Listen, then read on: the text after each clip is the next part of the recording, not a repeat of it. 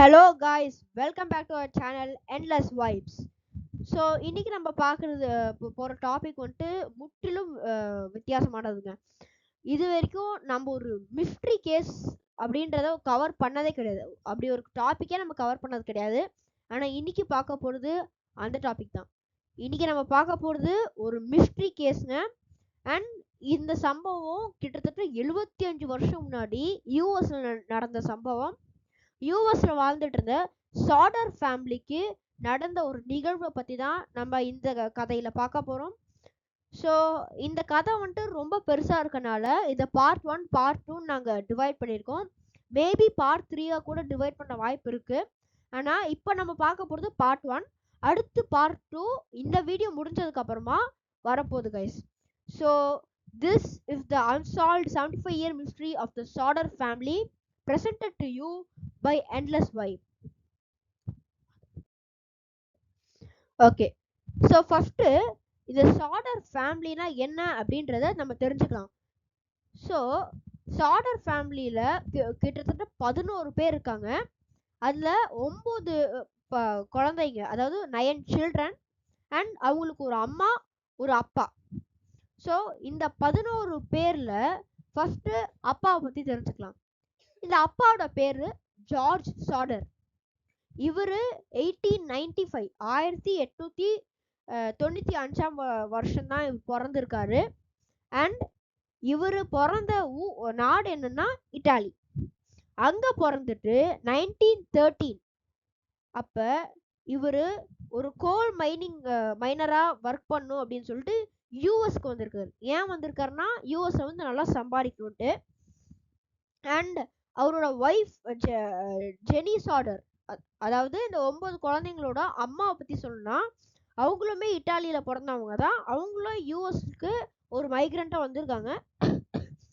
And அவங்க வந்துட்டு ஒரு ஹவுஸ் ஒய்ஃபா இருந்திருக்காங்க.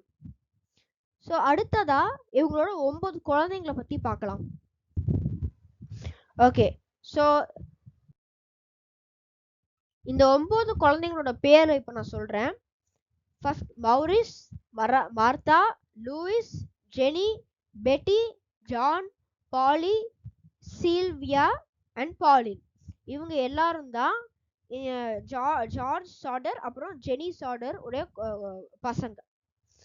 ஸோ ஃபர்ஸ்ட் இந்த குடும்பம் எங்க குடியிருந்துச்சுன்னு பார்த்தீங்கன்னா யூஎஸ்ல இருக்க வெஸ்ட் வர்ஜீனியா ஸ்டேட்ல இருக்க ஃபெயட்வில் அப்படின்ற ஒரு ஊருக்கு பக்கத்துல இருக்க ஒரு கிராமத்துல தான் இவங்க வாழ்ந்துட்டு இருந்திருக்காங்க.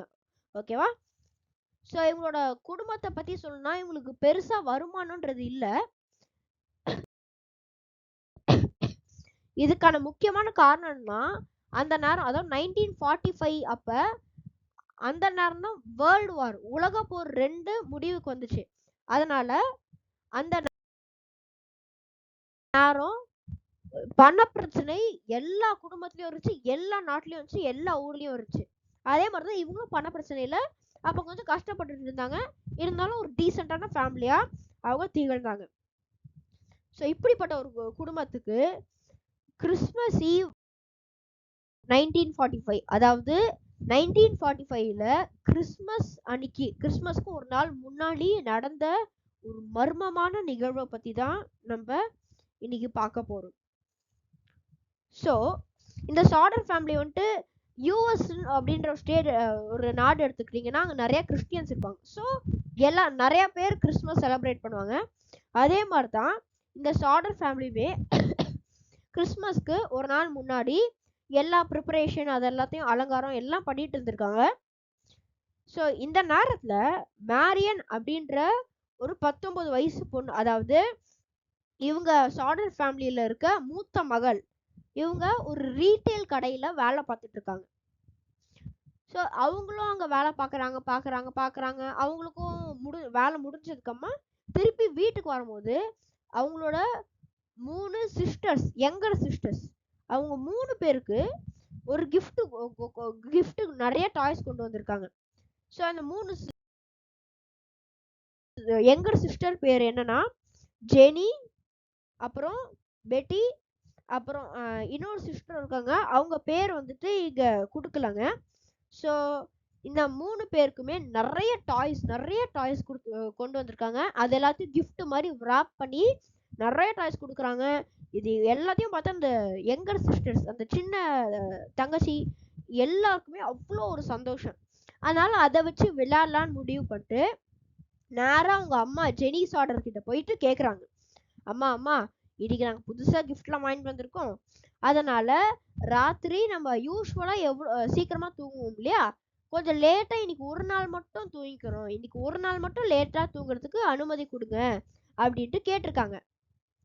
ஸோ ஒரு 10 மணி போல இந்த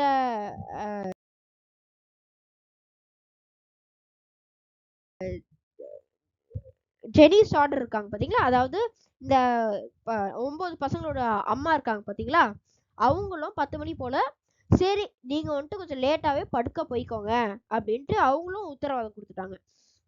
ஸோ அதனால அந்த குழந்தைங்களும் விளையாட போயிட்டாங்க. இந்த நேரம் 2 பசங்க, அதாவது இந்த வீட்ல 9 குழந்தைங்க இருக்காங்க. அதுல 2 பசங்க, ஒன்னு மாரிஸ் அப்புறம் லூயிஸ்க்கு 9 வயசு ஆகுதுங்க. அண்ட் மாரிஸ்க்கு வந்துட்டு 14 வயசு ஆகுது. இவங்க 2 பேருமே முழிச்சிட்டு இருந்தாங்க.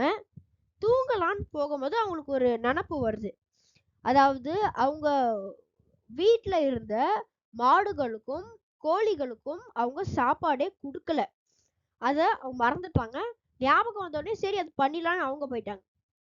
இன்னொரு பக்கம் அந்த வீட்டோட அப்பா ஜார்ஜ் இருக்கா பார்த்தீங்களா, ஜார்ஜ் சாடர், அவரும் அவரோட இன்னொரு பையன் ஜானும் தூங்க போயிட்டாங்க. ஏன்னா அந்த நாள் பூரா அவங்க கஷ்டப்பட்டு வேலை பார்த்தாங்க. இப்போ அவங்க டயர்டாகி தூங்க போயிட்டாங்க. ஸோ இந்த டைம்ல ஜெனிஸ் ஆர்டர் இருக்காங்க பார்த்தீங்களா, அவங்க கொஞ்ச நேரம் முழிச்சிட்டு இருக்காங்க.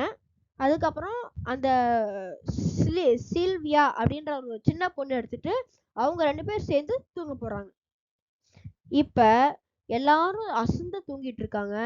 அந்த டைம் 12:30 மணி போல ஒரு டெலிஃபோன் அவங்க வீட்டுக்கு கீழே டவுன் ஸ்டேர்ஸ்ன்னு சொல்லுவாங்க, ஃபர்ஸ்ட் ஃப்ளோர்ல ஒரு டெலிஃபோன் இருக்கு, அங்க ஃபோன் அடிக்குது.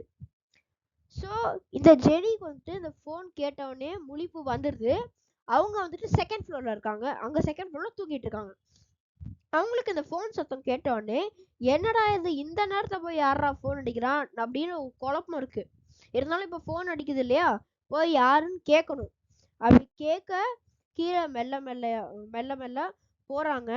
அவங்க போயிட்டு அவங்க ரூம்ல இருந்து அந்த டெலிஃபோன் எங்க இருக்கோ அதை நோக்கி போறாங்க.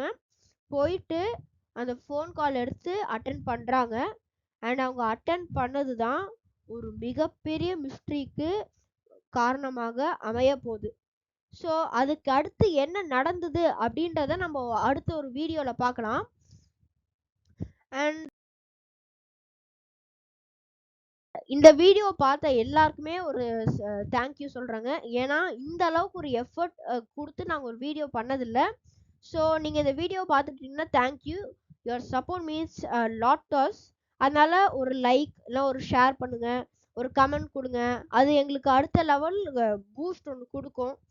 ஸோ பார்ட் 2 வந்துட்டு கூடிய சீக்கிரத்தில் நாங்கள் எவ்வளோ சீக்கிரம் முடியுமோ அவ்வளோ சீக்கிரம் ரெடி பண்ணி இந்த சேனலில் போஸ்ட் பண்ணுறோங்க.